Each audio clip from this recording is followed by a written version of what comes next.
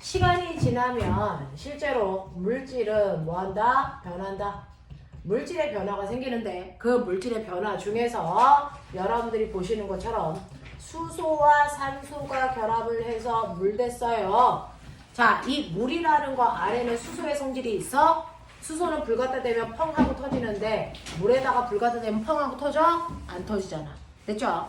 이렇게 물질이 변하기 전하고요. 변한 후를 보니까 성질이 전혀 다르게 변했어요.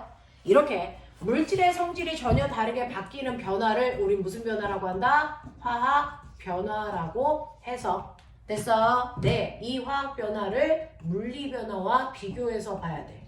물리 변화는요, 여러분들이 알고 있는 것처럼 소금을 물에다가 녹여서 소금물 됐어요. 그래도 소금의 짜다라는 성질이 소금물 속에 여전히 들어있단 말이죠. 이런 물질의 성질이 안 바뀌는 거죠. 물질의 성질이 안 바뀌는 건 물리 변화, 물질의 성질이 달라지는 건 화학 변화라고 한다. 우리는 화학 변화에 대해서 중3 때 배운다. 이런 얘기예요. 그렇죠? 그럼 물질의 성질이 확 바뀌는 이러한 화학 변화가 일어날 때요. 그 화학 변화가 일어나는 과정을 이런 식으로 화살표를 기준으로 왼쪽에는 반응 전의 물질을, 오른쪽에는 반응 후의 물질을 순차적으로 쓰는 걸 우리는 화학 반응식이라고 한다. 그 화학 반응식을 쓸 때 이렇게 수소와 산소가 결합해서 물 됐어요. 한국말로 쓰면 절대 안 된다. 원소 기호와 숫자밖에 쓸 수 없다. 그러니까 수소라는 아이는 H가 아니고 H2로. 왜요? 라고 하면 실제로 우리가 공기 중에서 존재하는 건 수소 원자가 아니고 수소 분자니까. 됐어? 이거랑 산소가 결합을 해서 물 됐어요 라고 쓰시면 되는데 이렇게 써도 실제로는 화학 반응식 잘못된 화학 반응식이다. 왜? 화학 반응이 일어날 때 그 안에 있는 원자의 개수 변할 수 없거든요. 여기에 산소 원자가 2개가 있어요. 그래서 산소 기체 만들었잖아요. 근데 물을 만들 때 산소 원자 하나밖에 안 쓰잖아요. 그러면 여기 있던 산소 원자 하나가 없어진 거잖아요. 이럴 수 없어요. 그래서 산소 원자 없어지지 않게 하기 위해서 물 분자를 2개 만들어야 되겠죠. 됐죠? 물 분자를 2개 만들기 위해서 수소 원자는 2 곱하기 2 4개 필요해요. 그럼 처음부터 4개 있었어야 되니까 2 곱하기 2 수소 분자도 2개가 이렇게 있었어야 된다. 됐어? 이런 식으로요. 화학 반응이 일어나는 과정에서도 원자의 종류와 개수가 변하지 않게 맞춰주기 위해서 화학 반응식 앞에 없었던 숫자, 멋진 말, 개수가 만들어진다. 맞습니까? 이렇게 개수를 맞춰주시고 나면 이 개수 B 2대 1대 2 이 개수 B가 곧 반응하는 입자들의 분자수 B고요. 이게 모두 다 기체라면 됐죠? 앞에 있는 개수 B가 반응하는 부피 B야 라고 얘기했어요. 됐죠? 이런 것들 얘기했고요. 그 다음에 이러한 화학 반응을 할 때요. 화살표 왼쪽에 있는 물질을 반응하기 전 물질, 이걸 반응 물질이라고 부르고요. 그 결과 만들어진 물질을 우리는 생성 물질이라고 부르는데 모든 반응 물질들이요. 반응하기 전에 가지고 있는 에너지의 값을 다 더해보니까 됐죠? 수소기체 2분자와 산소기체 1분자에 모든 에너지를 다 더하니까 그 에너지가 40이었단 말이죠. 반응 물질의 에너지가. 자, 근데 시간이 지나서 이 아이가 생성물질이 돼서 2개의 물방울이 됐어요. 2개의 물방울이 됐을 때 생성물질의 에너지를 보니까 에너지는 40이 아니고 100으로요. 항상 반응물질과 그 생성물질은 에너지 차이가 있어요. 근데 에너지가 커진 물질을 만들었단 말이죠. 자, 그러면 반응물질이 생성물질이 될 때 에너지 차이가 무려 60이 났는데 그 60은 어디서 왔어요? 스스로 만드는 게 아니고 밖에서 그 에너지 60만큼을 뭐 했다? 흡수하면서 반응했다. 됐어? 자, 이렇게 에너지를 흡수해야만 반응할 수 있는 걸 우린 물질말로 흡열 반응했어요. 이렇게 표현한다. 됐어? 이렇게 에너지를 흡수하는 흡열 반응을 할 때요. 밖에 있는 게 누군데? 무조건 밖에는 나 있어요. 나. 그러니까 나의 체온을 60만큼 뺏어갔기 때문에 나는 뭐하다고 느낀다? 시원하다고 느낀다. 또는 춥다라는 느낌이 있다. 됐어? 그래서 흡열 반응하는 주변에선 반드시 춥다, 시원하다 이런 느낌을 동반할 수밖에 없어요. 그런가 하면 거꾸로요. 오히려 반응 물질이 가지고 있는 에너지가 클 수도 있죠. 이게 시간이 지나서 생성물질이 되는데 생성물질이 오히려 반응물질보다 에너지가 작은 물질을 만들 수도 있다. 됐죠? 자, 그러면 이러한 반응이 일어나기 위해서는 두 개의 에너지 차이 60은 없어지는 게 아니고 밖으로 나간 거다. 됐죠? 이렇게 에너지 차이에 해당되는 60이 밖으로 나가면서 일어나는 반응을 우리는 발열 반응이라고 한다. 그러면 이때 밖으로 방출된 열, 그 밖에 누구 있는데? 무조건 나 있어. 그러면 그 열을 받으면 나는 오히려 따뜻해 라고 느끼는 거죠. 선생님이 난로 옆에 있으면 따뜻해 라고 느끼네요. 그러면 이 난로에서 물질이 타는 연소 반응 무조건 무슨 반응을 하고 있는 거야? 열을 밖으로 버리는 발열 반응하고 있는 거야. 되겠어? 그래서 손난로, 연소, 그 다음에 여러분들이 가지고 있는 뭔가를 녹이는 반응, 중화 반응 뭐 이런 것들. 그래서 연소 반응이나 중화 반응이나 또는 녹슨다는 얘기나 또는 여러분들이 호흡을 하면 몸이 뜨거워지거든요. 이런 것들은 다 발열 반응이에요. 됐어? 근데 열을 흡수하는 반응은 뭐가 있습니까? 라고 하면 광합성은요 빛에너지로 흡수하죠. 광합성 되겠습니까? 네. 그 다음에 드라이 아이스를 아이스크림 케이크 주변에 집어넣으면 드라이 아이스가 열을 흡수해 가기 때문에 아이스크림 케이크가 계속 차가운 상태를 유지. 되겠습니까? 이런 것들이 바로 흡열 반응의 대표적인 예다라고 하는 거 기억해 두면 되겠죠? 그래서 저번 주에 이런 식으로 흡열 반응과 발열 반응 그것과 관련된 예들 이거 해봐 드렸어요. 그래서 문제 풀어와서 여러분들이 단원 평가까지는 다 하셨을 거예요. 자, 그럼 뒤로 넘겨. 뭐 있습니까? 뒤로 넘기시면 거기 단원 평가 문제 있죠? 자, 거기 흑백이 있습니다. 맨 뒤에 가시면 흑백, 시험 대비 교재. 자, 그 흑백에서 마지막 우리가 풀어야 되는 게 뭘까요? 라고 하면 네, 열의 출입입니다. 그래서 그 열의 출입이요. 흑백에는 몇 페이지에 있냐면 22페이지요. 22페이지 1번부터 10번까지 시작. 흑백에 22페이지 맞습니다. 1번부터 10번까지가 지금 반복해준 내용입니다. 네, 보세요.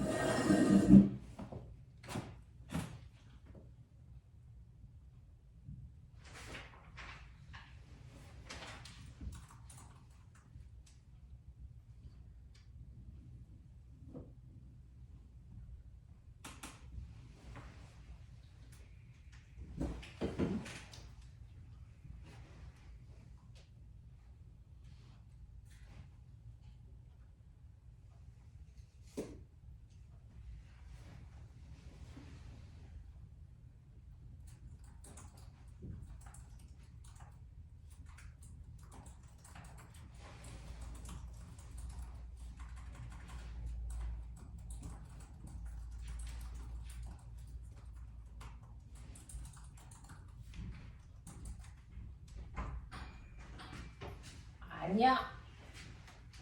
상원이는 일본 가 있습니다 지금.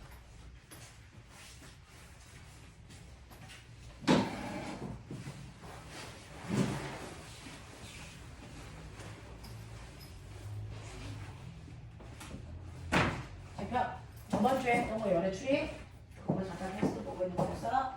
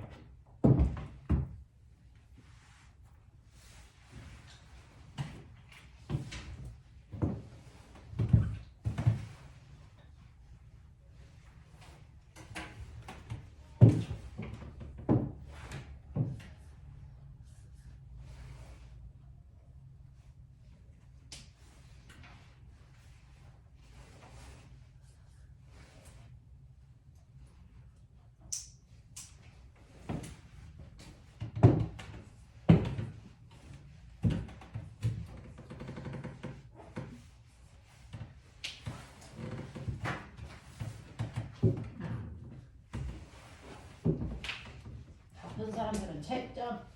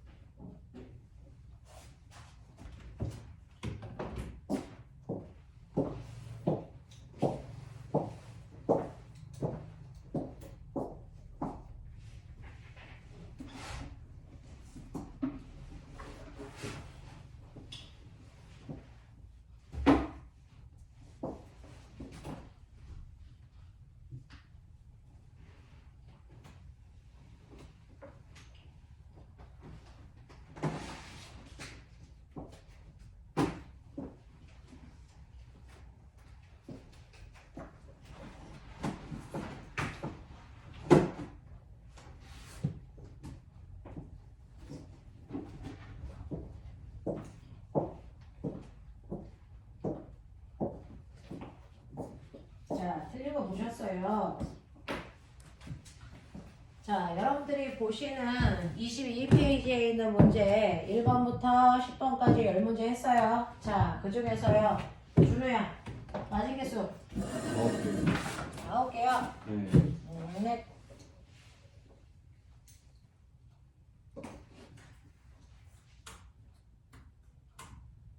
준열아. 저 8개요. 네, 하윤이. 8개. 세연이. 9개요. 네, 요 정도요. 그 중에서 질문할 거. 저 5번이요. 네, 5번 잠깐 보고 갈게요. 5번 보시면요. 다음 반응을 발열 반응과 흡열 반응으로 나누었을 때요. 됐죠?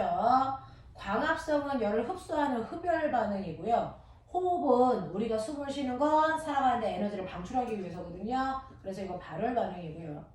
자, 물의 전기분해는 전기를 가해주는 거잖아요. 그래서 이 전기를 물이 흡수해서 분해하는 거거든요. 그래서 전기분해가 흡열 반응이고요.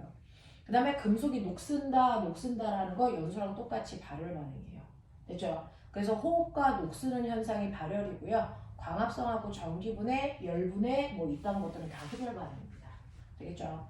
자, 이런 식으로 자꾸 그것과 관련된 것들은 풀어보시면서 좀 외워주셔야 되는데 5번하고 9번 같은 경우는 조금 외워서 풀 수 있게끔 해주셔야 돼요. 됐죠? 자, 그래서 여기까지가 지난주에 했던 얘기들. 자, 그럼 됐어요. 자, 지난주에 대단원 1단원이 끝났고요. 오늘 두 번째 2단원 선생님이랑 가요. 자, 두 번째 2단원은 자기네들이 보고 있는 것처럼 이제 우리는 유치지구라고 하는 지구의 대기권에 대한 얘기를 할 겁니다. 자, 중학교 3학년 내용은요. 한 단원이 별로 그렇게 쉬운 단원들은 없어.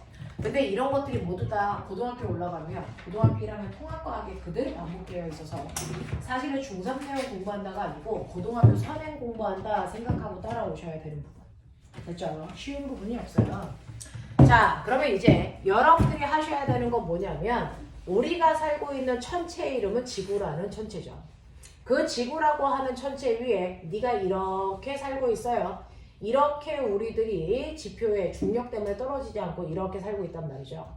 자, 그러면 우주에서 대단히 위험한 것들이 막 온단 말이죠. 자, 그래도 우리는 우주에 있는 뭔가를 맞아서 죽었다는 뉴스 별로 들어본 적이 없단 말이죠. 자, 그 이유가 뭐냐면 지구 위에 살고 있는 인간들을 보호하는 보호막이 지구에 이렇게 있죠.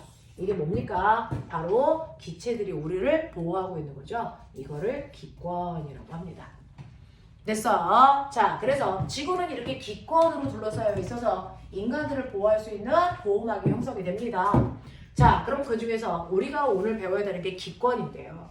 이 기권이라고 하는 이 부분은 뭘로 되어 있어요? 여러분들이 알고 있는 공기들로 되어 있어요. 자, 그러면 지구를 둘러싸고 있는 이 공기, 그 공기를 우리는 대기라고 할 건데요. 대기로 둘러싸여 있는데 이 공기는 됐어? 순물질이니 혼합물이니? 공기는 순물질이야 혼합물이야? 한 종류의 물질로 되어 있어? 여러 종류의 물질로 되어 있어? 여러 종류죠. 됐죠? 네, 맞아요. 그래서 공기는 혼합물인데요. 우리 중학교 2학년 때 배웠어.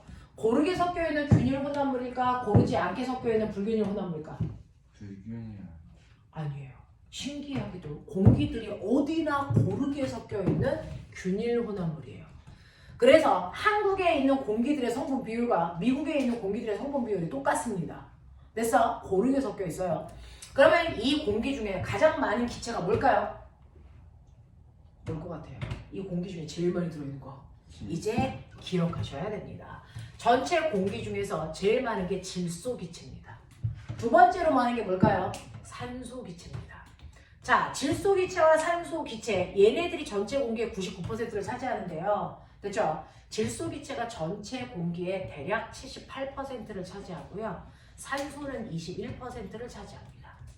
됐죠? 어느 나라에 가던 질소와 산소가 차지하는 비율은 일정하기 때문에 공기는 균일 혼합물입니다. 알겠죠? 대략 그냥 8대2의 비율이다. 이 정도 생각하시면 돼요. 됐죠? 이런 식으로 전체 공기 중에 제일 많은 게 질소 기체고 두 번째가 많은 게 산소 기체다. 그래서 8대2의 비율로 지구에 있는 대기들은 고르게 섞여 있는 균일 혼합물이다. 이겁니다. 자, 이런 공기를 우리가 대기라고 합니다. 됐죠? 자, 그러면 이러한 공기가 지표면으로부터 도대체 얼마의 두께로 쌓여 있어요? 라고 하는 거죠.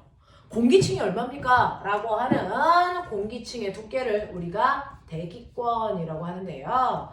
이 대기권은 여러분들이 알고 있는 지표면으로부터 똑바로 올라가 무려 1000km 높이까지 공기가 쌓여 있습니다. 이 공기는 우주로 날아가지 않습니다. 왜? 지구에서 잡아다니는 중력을 공기도 받아서 날아가지 못하고 공기층이 쌓여 있어요. 그게 지표로부터 1000km까지가 바로 공기층, 대기권으로 되어 있다라고 하는 거죠. 우리는 공기층을 대기권이라고 합니다. 알겠습니까? 그래서 지표에서부터 1000km까지가 바로 대기권으로 되어 있어요 라고 하는 겁니다. 자, 그러면 이러한 대기권으로 되어 있는데 이러한 공기층을 우리는 뭐한다? 인간이 분류합니다. 됐죠? 분류하는 방법은 다양한데 인간들이 대기권을 분류하죠.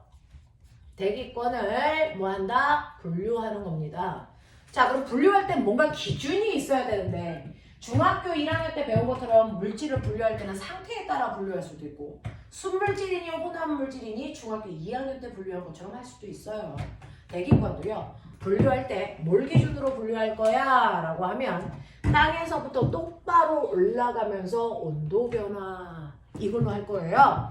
그러면 땅으로부터 똑바로 올라간다는 걸 우리가 멋진 말로 수직, 높이에 따른 뭐야?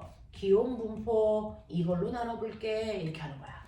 땅바닥에서 똑바로 올라가면서 온도가 어떻게 달라져? 라고 하는 수직 높이에 따른 기온 분포를 가지고 우리가 한번 나눠볼게 라고 하는 거죠. 그러면 똑바로 올라가면서요. 온도를 측정하는 온도계로요. 온도를 재면 돼요. 그 똑바로 올라갈 때 누가 올라가요? 사람이 올라가진 않겠죠. 열기구에다가 태워서 온도계를 올려서 그 온도계의 온도 측정을 컴퓨터로 보내주는 거예요. 됐죠? 네. 이런 식으로 측정합니다. 여기가 바로 지표. 여기가 바로 똑바로 올라가면서 1000km까지 이렇게 되는 거야. 그래서 수직 높이에 따라 온도 변화를 볼 건데 지구의 평균 기온을 우리가 뭐라고 그러냐면 상온이라고 합니다. 지구의 평균 기온을 상온이라고 하는데요. 극지방, 적도지방 다 합해서 지구의 평균 기온은 15도에서 25도 사이예요. 그러니 우리는 지표면의 온도를 20도로 잡아놓고 거기서부터 올라가 보자. 됐죠? 자, 여기 20도, 여기 40도, 여기 60도 뭐 이런 느낌. 이쪽은 0도 돼서 마이너스 20도 이런 느낌. 됐죠? 이쪽이 온도란 얘기죠.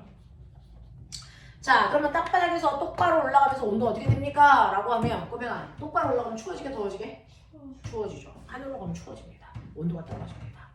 됐죠? 그러면 온도가 급격히 계속 떨어질 거라고 생각을 했었는데 신기하게도 가다 보니까 온도가 올라가는 부분이 생겨요. 됐죠? 자, 온도가 올라가다가 갑자기 다시 뚝 떨어졌다 다시 올라가는 이런 기이한 모습으로 온도 변화가 생겨요. 1000km까지. 내려갔다 올라갔다 내려갔다 올라갔다. 알겠습니까? 자, 그러면 내려가고 있는 곳까지의 구간을 잘라. 그리고 다시 올라가는 구간도 잘라. 그래서 온도 변화에 따라서 대기권은요 크게 4가지 층으로 분리됩니다. 그중 첫 번째, 올라갈수록 칠판 봐. 올라갈수록 기온이 뚝뚝뚝뚝 떨어지고 있는 이 부분을 우리는 뭐라 그런다? 여기를 대륙권이라고 불러요. 그 다음에 올라갈수록 온도가 높아지는 부분이요. 여기를 우리가 성층권이라고 부르고요.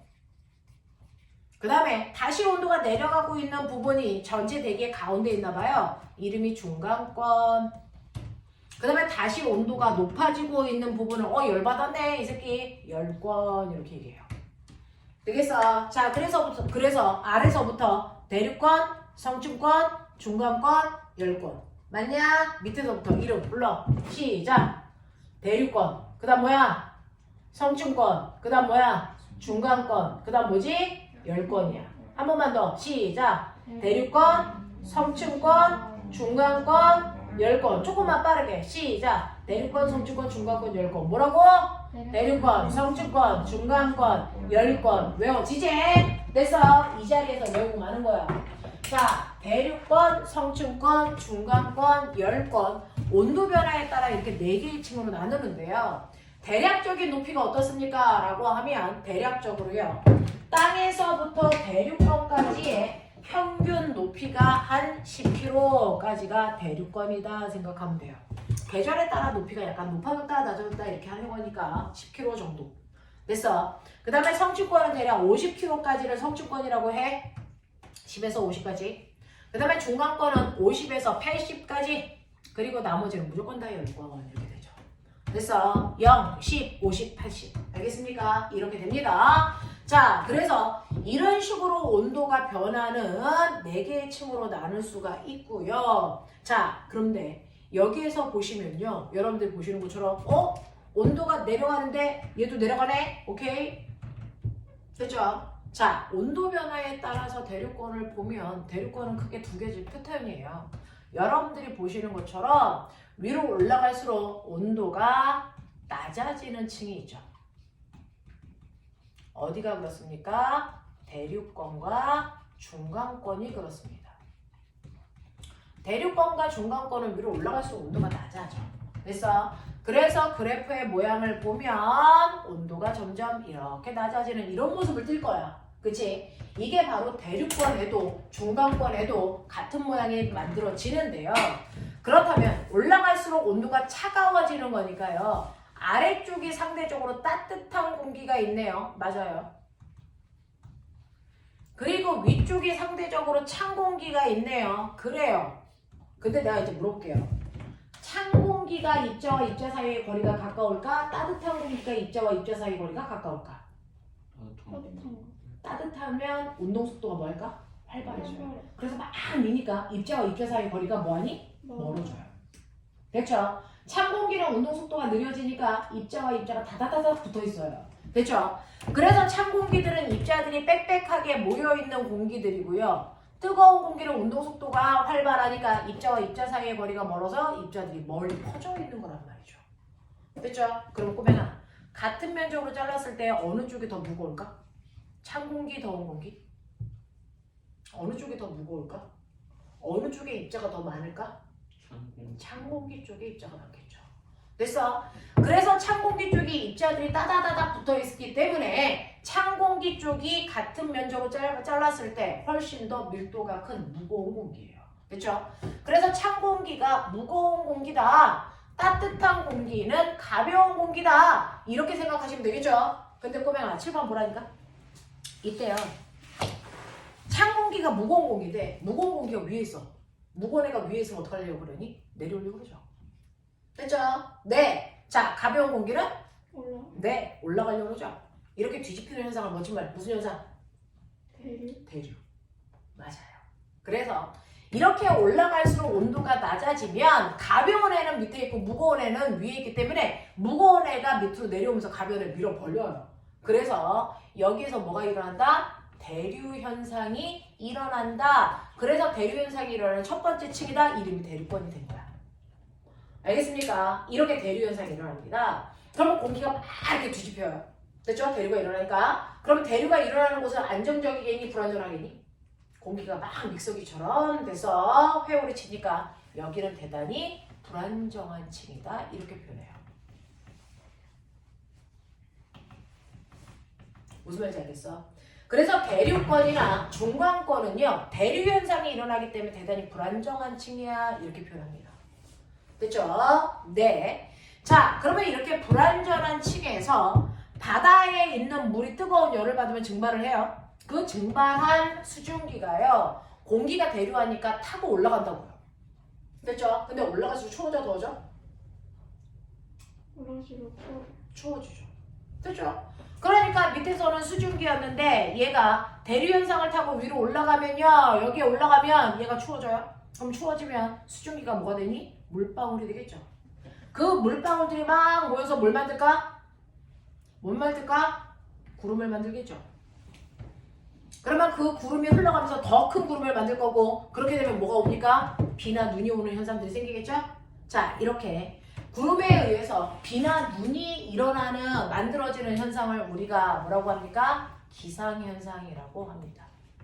됐어? 이 기상현상은 어디서 일어납니까? 라고 하면 이러한 대류현상이 일어나는 곳쯤 대류권에만 일어난다. 대류권에만 기상현상이 일어납니다. 그럼 선생님, 똑같이 대류현상이 일어나는 곳에 중간권도 있는데 중간권에도 구름 생겨요? 아니요. 걔는 기상현상이 발생하지 않습니다. 왜요? 라고 하면 됐죠? 이렇게 기상현상이 일어나기 위해서는 두 가지 조건이 있어야 돼요. 뭐요? 일단은 수증기가 존재해야 됩니다. 당연하죠. 됐죠? 수증기가 있어야 돼. 근데 수증기는 무거우니까요. 대류권에는 있는데 중간권까지 올라갈 수 있니 없니? 없어요. 됐어요? 그래서 수증기는 대류권에만 있고 중간권에는 없어요. 됐죠? 그 수증기가 대류현상을 타고 올라가야 추워서 물방울이 된다고요. 대류현상이 일어나야 돼요. 근데 둘 다 대류현상은 일어나잖아요. 둘 다 대류현상은 일어나는데 수증기가 대류권에만 있기 때문에 여기에만 뭐가 생긴다? 기상현상이 생긴다. 알겠습니까? 중간권은 대류현상이 일어나도 수증기가 존재하지 않기 때문에 기상현상은 발생할 수 없습니다. 되겠냐? 그렇다면 구름이 생기는 거 어디에만? 대류권에만 구름이 생긴다고요. 됐어? 우리 4번이 1번 같대요. 어제. 그럼 비행기를 타본 적 있어?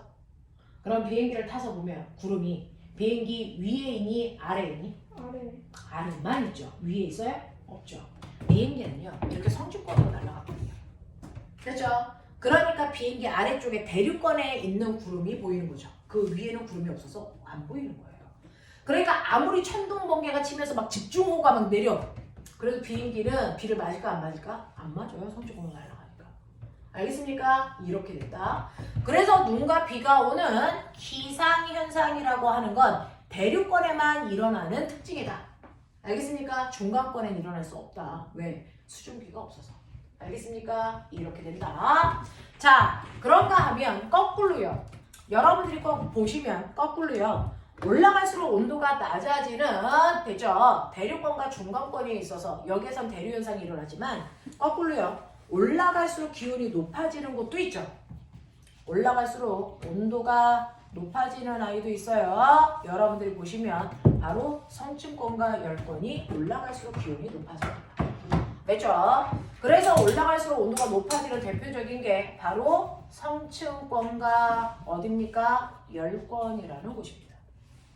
성층권과 열권은 올라갈수록 온도가 높아져. 올라갈수록 온도가 이렇게 높아져요. 20도였다가 30도, 40도 이렇게 올라갈수록 온도가 더 높아요. 그러면 결과적으로 얘기하면 어떤 일이 발생을 하냐면 아래쪽은요 찬 공기가 있고 위쪽은 뜨거운 공기가 있는데 아까 얘기했어. 어떤 공기가 무거운 공기야? 찬 공기가 무거워, 뜨거운 공기가 무거워? 찬 공기가 무거워. 됐어? 차가운 무거운 공기는 아래쪽에 있고요. 가벼운 공기인 뜨거운 공기가 위에 있어. 그러면 얘는 대류가 일어날까 안 일어날까? 못 일어나요. 됐죠? 그래서 위로 올라갈수록 온도가 높아지는 성층권과 대륙권에는요. 절대로 대류 현상이 발생하지 않습니다. 됐어? 그러니까 안정적인 거야? 불안정한 거야? 안정적인 거야? 불안정한 거야? 대류가 안 일어나니까. 대류가 안 일어나니까 대단히 안정적이야 라고 얘기하죠. 됐어? 그러면 대단히 안정적이니까 여기에는 뭔가가 떠다녀도 교통사고 같은 게 안 난다는 거야. 알겠니? 그러니까 여기에 비싸고 사람 많이 타고 다니는 애들이 바로 성층권과 열권에 떠다녀. 그 중에서 성층권으로 날아다니는 거 누구? 비행기. 알겠습니까? 그래서 성층권은 비행기가 날아다니는 뭘로 쓴다? 항로로 사용된다. 알겠죠? 그러면 열권은요? 열권까지 비행기가 올라갈 이유가 없어요. 됐죠? 네, 위로 올라갈수록 연료가 많이 드니까 비행기는 성층권에서 날아가면 되고요. 열권에 있는 건 누굽니까? 바로 인공위성. 됐어? 네, 이렇게 비행기하고 인공위성이 성층권과 열권에 있는 이유가 바로 대류 현상이 안 일어나서 안정적이기 때문이죠. 그래서 사고가 안 발생해요. 알겠습니까? 이렇게 된다라고 하는 겁니다. 자, 그럼 선생님, 저 알았어요. 열권에서는 인공위성이 날아다니고 그 다음에 성층권은 비행기의 항로로 쓰이고 그 다음에 대륙권에는 여러분들이 알고 있는 기상현상이라는 특징이 생기는군요. 그럼 도대체 중간권의 특징은 뭐예요? 라고 하면 너네 하늘에서 뭔가가 훅 떨어지면 소문 빌죠? 뭐가 떨어지면? 별똥별을 우리는 과학에서 유성이라고 합니다. 그래서 그 유성을 볼 수 있는 곳이 바로 중간권. 알겠습니까? 자, 그럼 유성현상은 왜 생길까? 별똥별이 왜 생길까? 그거는요. 자, 지구에 이렇게 우주에서요. 운석이 막 떠. 그래서 오고 있어. 근데 지구 가까이에 오면 뭘 받는 줄 아세요? 지구의 중력을 받아요. 그래서 대기권으로 끌려 들어오는 겁니다. 근데 여러분들이 알고 있는 것처럼 대기권에는 공기가 꽉 차 있잖아요. 꽉 차 있잖아요. 됐죠? 그 꽉 차 있는 공기를 얘가 뚫고 들어와야 되면 공기 저항을 받겠죠. 됐죠? 공기 저항을 받는데 너네 생각해봐. 지구에 공기가 있어요? 나 궁금한 거. 아래쪽에 있는 공기의 양과 위쪽에 있는 공기의 양이 똑같을까 다를까? 아래쪽에 공기가 100개 있어. 그러면 열권에도 공기가 100개 있을까? 안 그럽니다. 지구는 중력 때문에 모든 공기들을 다 모든 것들을 아래로 잡아당기죠. 그러니까 공기들도요. 아래쪽으로 공기들이 밀집되어 있고 위쪽은 공기들이 거의 존재하지 않습니다. 그러니까 비행기 타고 하늘 위를 막 날아갈 때 창문 열면 되니 안 되니? 안 돼요. 거기에는 공기가 별로 존재하지 않기 때문에 그래서 우리가 숨을 쉴 수 없어요. 그러니까 비행기는 창문이 열리게 안 되어 있는 겁니다. 무슨 말인지 알아? 그래서 실제로 아래쪽으로 내려갈수록 공기들이 많이 몰려있고 위쪽은 공기가 희박해서 숨을 쉴 수 없단 말이죠. 됐죠? 그러면 실제로 아래쪽으로 내려갈수록 공기가 많다 그랬는데 그 중에서 대륙권 공기가 제일 많겠죠? 지구 전체 공기의 80%가 다 대륙권에 있어요. 알겠습니까? 이렇게 됩니다. 그러니 아래쪽으로 갈수록 공기의 압력, 멋진 말 얘기해봐. 공기의 압력을 뭐라 그러니? 기압. 아래쪽으로 내려갈수록 기압은 커지는 겁니다. 여기가 기압. 됐어? 위쪽으로 올라갈수록 기압은 작아지는 겁니다. 됐죠? 이런 식으로 기압이 형성되어 있단 말이야. 자, 그러면 위쪽에서 운석이 떨어질 때요. 열권은요. 공기가 되게 희박해. 그러면 공기와의 마찰이 잘 일어날까 안 일어날까? 안 일어나. 그냥 훅 들어와. 그랬다가 중간권쯤 들어오면 거기서부터 공기가 빽빽해졌다 이렇게 생각하면 되죠. 그러면 얘가 끌고 들어올 때 공기와 뭐가 생기니? 마찰. 그 마찰 때문에 뭐가 발생하니? 열이 발생해서 타기 시작하는 거야. 알겠습니까? 그래서 별똥별이라는 유성현상이 생기기 위해선 공기의 양이 적당하게 존재해야 되는데 그게 어디부터? 중간권부터. 알겠습니까? 중간권부터 공기가 적당히 존재하기 때문에 여기서부터 유성현상이 나타난다. 별똥별을 볼 수 있다. 됐습니까? 이렇게 됩니다. 그래서 10권에는 인공위성이 떠다녀요. 중간권은 유성현상을 볼 수 있어요. 성층권에서는 비행기가 날아다니는 항로로 쓰여요. 그 다음에 대륙권은 기상현상 생겨요. 알겠습니까? 깔끔하게 외워두시면 되는데 저 궁금한 거 있어요. 왜 땅바닥에서 위로 올라갈수록 추워져요? 자, 수직 높이에 따른 온도 분포를 보면 아까 여러분들이 보신 것처럼 땅바닥에서 위로 올라갈수록 온도가 낮아졌다가 높아졌다가 낮아졌다가 높아졌다가 이렇게 한단 말이죠. 근데 나 궁금한 거, 왜 땅바닥에서 맨 처음에 대륙권에서 올라갈수록 온도가 낮아집니까? 저는요, 태양이랑 가까워지니까 따뜻해지는 줄 알았어요. 근데 왜 땅바닥에서 위로 올라갈수록 추워져요? 라는 얘기입니다. 됐죠? 자, 올라갈수록요 온도가 낮아진다고 했어요. 이유가 뭐냐는 거죠. 그게 바로 태양에서요, 여러분들이 보시는 것처럼 엄청난 에너지가 지구를 향해서 쏟아져 오면 그게 지구가 받습니다. 태양에서 오는 에너지를 우리가 멋진 말로 뭐라 그러니? 태양 복사 에너지라고 해서 태양에서 지구를 향해서 오는 태양 복사 에너지를 100%라고 보자. 이래. 태양 복사 에너지가 막 쏟아져서 온다. 그러면 이러한 100%의 태양 복사 에너지가 막 우주에서 오다가요, 지구의 대기권이랑 쿵 하고 부딪혀. 그래서 공기라는 보호막이 있다 그랬죠. 그 중에서 태양 복사 에너지 중에서도요, 인간한테 나쁜 에너지를 못 들어오게 대기가 튕겨버려요. 그래서 지구에 들어오지 않습니다. 그래서 튕겨서 나가는 걸 우리가 멋진 말로 반사시켰다 이럽니다. 그러면 태양 복사 에너지에서 지구에 들어오지 못하고 반사되는 양이 얼마야? 30%가 못 들어오고 튕겨나가요. 튕겨나갑니다. 그러면 거꾸로 얘기하면 100% 중에서 지구에 들어온 건 몇 %라는 얘기니? 몇 %? 지구에서 흡수한 양은 얼마? 얼마여야 돼? 70%가 들어왔다는 얘기죠. 됐죠? 30%는 반사돼서 나가고요. 70%가 지구로 들어옵니다. 그 지구로 들어올 때요.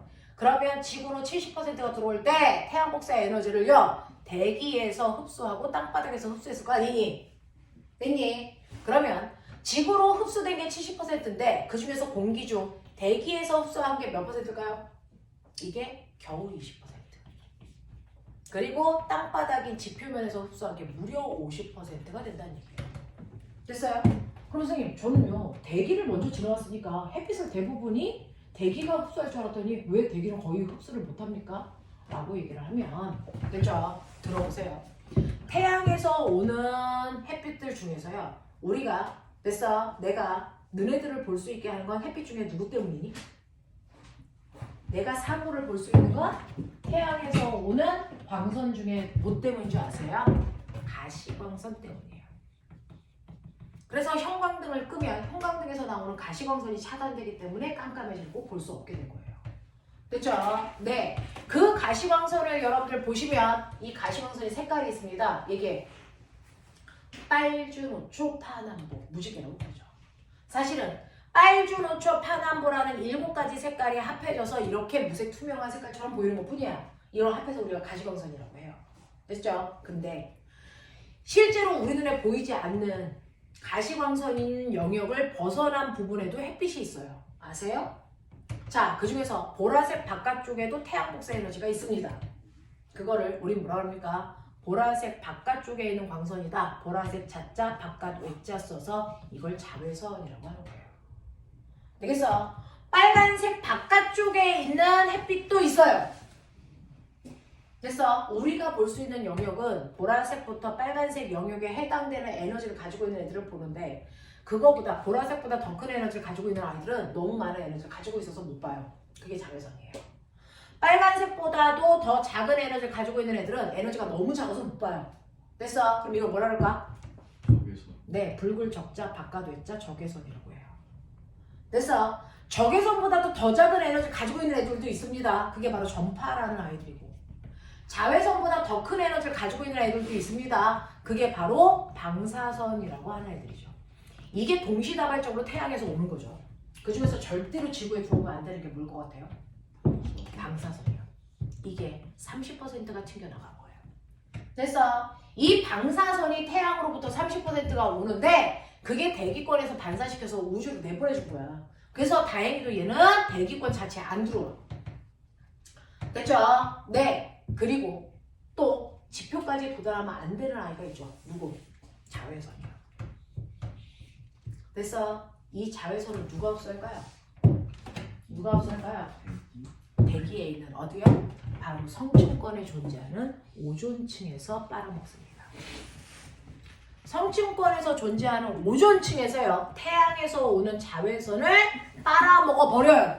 이게 대략 20%예요. 그럼 선생님, 얘네들은 못 빨아먹어요? 네. 모든 물질들은요, 자기가 흡수할 수 있는 영역대가 있어요. 됐어. 성층권에 있는 오존층이라는 건 자외선만 흡수할 수 있어서 이것만 흡수한 거야. 나머지 가시광선, 적외선, 전파는 흡수할 수 없어. 그래서 얘가 그냥 통과.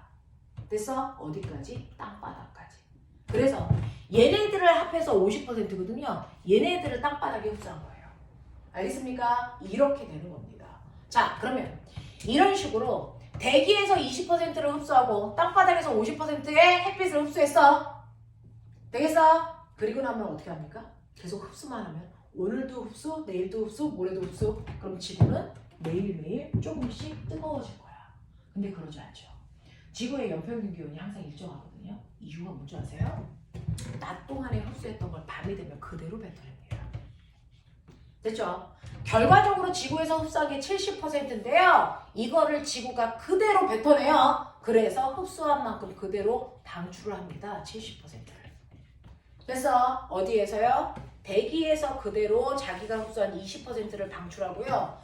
땅바닥의 지표에서도 자기가 흡수한 50%를 그대로 배출한다고. 그러니까 지구에는 열이 쌓일까 안 쌓일까? 안 쌓입니다. 그대로 내보내줍니다. 근데 실제로 대기에서 흡수한 건 주로 자외선이고요. 지표에서 흡수한 건 주로 가시광선인데 얘네들을 가시광선인데요. 얘네들을 내보낼 때는요. 지구는 한번 흡수했다가 자기가 소화시켜서 방출하거든요. 그럼 너네 봐봐. 음식을 먹고 우리가 소화시킨 다음에 밖으로 내보낼 똥이죠. 상태가 같아달라? 전혀 다른 물질인 거야. 되겠어? 이것처럼 태양에서는 자외선과 가시광선의 형태로 흡수했다가 내보낼 때 지구는 대부분이 무슨 상태로 내보내냐면 열의 역할을 하는 적외선의 형태로 내보내요. 그러니까 땅바닥에서 빛을 흡수했다가 열로 내보내는 거야. 지글지글 열이 나가는 거야. 땅바닥에서 지글지글 열이 이렇게 나갑니다. 그래서 지구 복사 에너지가 열의 형태로 나간다고요. 그럼 꼬맹아 생각하세요. 땅바닥이 큰 난로의 역할을 하는 거예요. 여러분들은 생각해볼래? 난로에서 멀어질수록 추워지니 더워지니? 추워지죠. 그러니까 땅바닥에서 지글지글 뜨거운 열, 다시 말해서 지구 복사 에너지가 나옵니다. 근데 그 땅바닥에서 멀어질수록 추워지니까 온도가 뭐 해줘야 됩니까? 낮아져야죠. 그래서 낮아지는 거야. 위로 올라갈수록 지구 복사 에너지가 감소하니까. 되겠어? 그럼 선생님, 실제로 이렇게 지구 복사 에너지가 감소하면 계속 온도가 낮아져야 되는 거 아니에요? 왜 갑자기 성층권에서 높아지고 난리예요? 이건 성층권에서는 바로 오존층이라는 아이가 있죠. 아까 그 오존층에서 뭘 흡수했다 그랬어요? 20%의 자외선을 흡수했다 그랬죠. 그러면 얘도 뱉어낼 때는 뭐 똑같이 적외선의 열의 형태로 뱉어내죠.